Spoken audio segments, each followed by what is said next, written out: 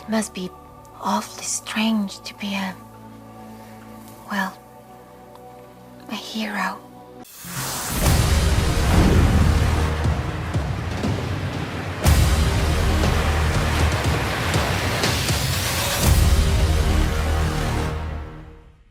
The recent Blonde movie that starred Ana De Armas as the copycat look-alike to Marilyn Monroe told the story of one of the biggest stars in the world during her time. And with Ana De Armas looking so much like her even without the makeup, it's interesting to see just what went into the transformation into looking even more like this actress. The audition process was quite extensive. The first time I auditioned for Andrew, he gave me the script. I had just read it and I met him and we talked about it, and he actually asked me, how much time do you think you need? And I was like, well, forever. We learned that Ana had to dye her eyebrows and wear blue contacts, and although it doesn't seem like much, it's more of an effort than one might think. Just for the photo shoot, it was a lot of work. A photo shoot for the stills of Marilyn Monroe that would feature throughout Andrew Dominik's Blonde was essential to the hair and makeup team in transforming Ana De Armas into the celebrated icon. Everything was so tied up to what she was feeling. The way she would move her face and eyebrows and mouth and lips and her body and her posture and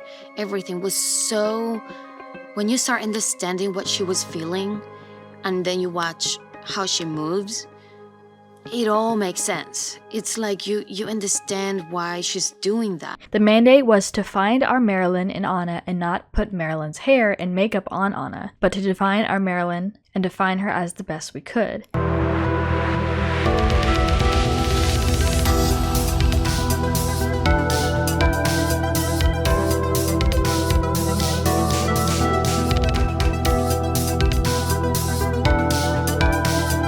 And as we can see in this time lapse, there were many people surrounding her in terms of what all had to be done. And before we get into more of how she was able to transform into this very well-known actress, some trivia for you. Just how long did it take Ana De Armas to transform into Marilyn Monroe? Leave your answer in the comments down below and stick around to the end of the video to find out if your answer was correct. That way a tiny bit to the bottom.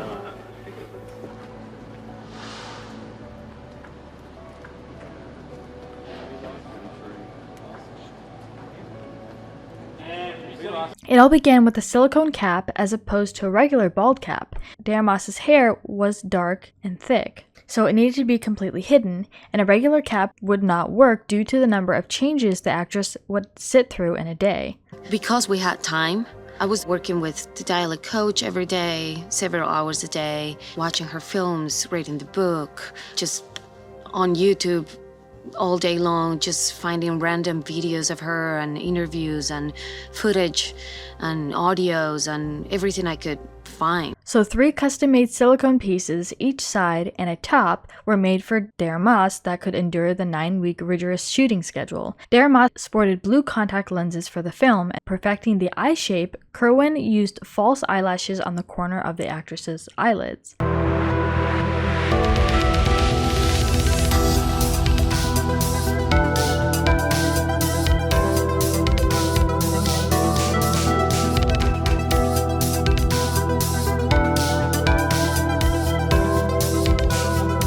But real quick, make sure you guys check out our Instagram page, linked down in the description. There's a ton of interview moments and memes, so make sure you check it out and give us a follow. Your audition, he knew that you would be his Marilyn. Did you have a sense of that? Take 3, he said. Take 3. Take Really, 3. the 3rd time you auditioned. And she talked about the pressure to do all of these looks for the photo shoots within the film to get the precise looks. When she smiles, She has this sense of freedom. And we can find Marilyn within Ana. The point of this film is to tell the story of Marilyn Monroe during all of the points in her life. So many different versions of her had to be created. It was so important to really give homage to those great designers. It was my job to make sure that her costumes felt like so many images we've grown up looking at. She goes into talking about not only the look of Marilyn, but the sound. And for how long she was working on just the voice, sounds like more than you might think. I had just been working on the accent for maybe 9 months. It was a process that, of course, started with watching films, listening to interviews and audio recordings. I love you all. Back to how Ana had to learn regarding Marilyn's choreography for a dance number, she didn't have a whole lot of time to learn the choreography, but she also had to get the facial expressions down, and she walks us through what it was like. I mean, for me, recreating this scene was just so surreal. We only had 2 days to learn the choreography. One of my dreams is to do a musical. So for me to do this was just, I had a lot of fun. In recreating Diamonds Are a Girl's Best Friend from Gentlemen Prefer Blondes, Kerwin mixed a fuchsia lip with red. It was mixed to make it a little bit more intense. When you saw her in person, it felt too much, but for the camera and the monitor, it balanced out. But we also had to match the dancers. That was where McIntosh stepped in.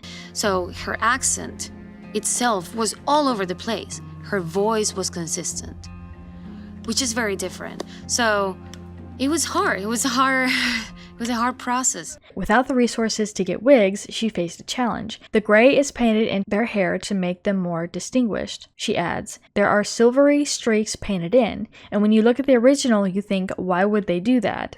So we had to copy that. McIntosh notes she made Armas's wig for this scene a little straighter. It doesn't have the curl and bounce, she adds. If there's a story to tell on that one, she was losing her widow's peak in the lighting, which kept blowing it out, so Andrew made me paint it a bit darker. Nail those little details to help it look like Marilyn and not like a wig. It has been a challenge, but yeah, a lot of practice and playing and testing and finally finding Marilyn. Adds McIntosh. It was one more in the massive list of recreations that we had to bang out quickly. Ana recollects performing the scene of one of the reasons she is known, standing under a vent with her dress slightly flowing. I can only imagine what she went through that day. This part, when we see her and these pictures and this image in the film, that's the images that we have, and she's so beautiful and smiling and, apparently having fun. But in the movie, we're seeing the other side. We're seeing what she's looking at. From her point of view, it's pretty incredible that she just didn't walk away and said, I'm done with this. In a September 2022 interview with Variety, Ana De Armas detailed her process of becoming Marilyn Monroe for the screen. Her preparation period began before she was even finished filming Knives Out, the 2019 Ryan Johnson murder mystery in which De Armas starred in. In order to prepare her final screen test for Blonde, De Armas would put in hours of work after shooting Knives Out, working with an accent coach to perfect Monroe's voice and work around her own Cuban accent. Proud of this film and the work we all put in it, and Andrew Dominic is an incredible director. I'm very lucky he gave me this opportunity, and I just can't wait for people to see it. I'm so proud of. Right here. That's a photo of Marilyn's dog. Yeah. This is the dog in the film, and that's actually your real-life dog. That's Elvis. That's Elvis. That's my dog, yeah. Once the shooting for Blonde began, De Armas spent her off hours learning the choreography for the musical scenes in the film. Firstly, she stayed true to some key advice from director Andrew Dominic. The actress said, "He put me in a very, very specific emotional state. Just imagine for a second that you can't express anger. What that does to you is definitely not healthy." Additionally, Dominic chose not to call cut to give De Armas more freedom. These transformations were very tricky. We didn't only have to nail one look. Marilyn Monroe's the most iconic female figure of the 20th century. She's supposed to look a certain way. Like Anna performing the scene, but also Marilyn performing in the scene. We did a lot of takes of that too, which is something that also happened there. I can only imagine what she went through that day. One of the best things that could have been done for this film was a collection of real Marilyn photographs were collected over the course of a decade for the makeup and hairstylist to really study her look. They called it the Bible, as it was their go-to to research not only how she looked, but posture, how she posed, and how she smiled. This Bible was 750-something pages, and he just passed this to every department, hair and makeup, all the actors, props, and of course, wardrobe. I have never had more wardrobe fittings in my entire life. McIntosh looked to the Good Book for guidance as she styled the 5 customized human-hair wigs used to duplicate Monroe's lush locks. 2 darker blonde wigs were used to portray a young Marilyn, while 3 true blonde wigs were used to portray the starlet in her heyday until death. The units, each constructed with a lace base and costing around $9,000 a piece, were all specifically structured to resemble Monroe's widow's peaked hairline and to properly fit De Armas's head. In the production office, we had every scene on like a small card, and then vertically below it would be the images from her life. It's an obsession to try and make an image that you know and recreate it perfectly. And as far as our trivia question, Jamie Lee McIntosh, hair department head, and makeup department head Tina Rossler-Kerwin spent 2.5 hours each morning applying hair and makeup to De Armas. While the duo created over 100 looks, only 50 or 60 made it into the final cut. It was not just figuring out her expressions and eyebrows and how much my bottom teeth would show and the rounding the O's and all of that you can get from images, but it was the feeling of it. She was so insecure. McIntosh dyed the hair pieces to amplify their tones and add depth at the roots for a more authentic appearance. The prosthetics basically created a bald cap so that when the wigs went on, they'd look like they were going on top of skin, explained Rossler-Kerwin. Once they were in place, we'd airbrush the whole thing to match the color of her foundation. She's so beautiful and smiling and, apparently having fun. But in the movie, we're seeing the other side. We're seeing what she's looking at. From her point of view, it's pretty incredible.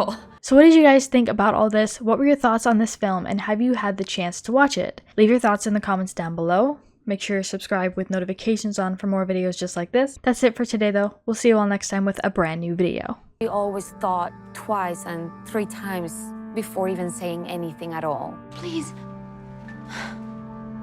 Can I try again?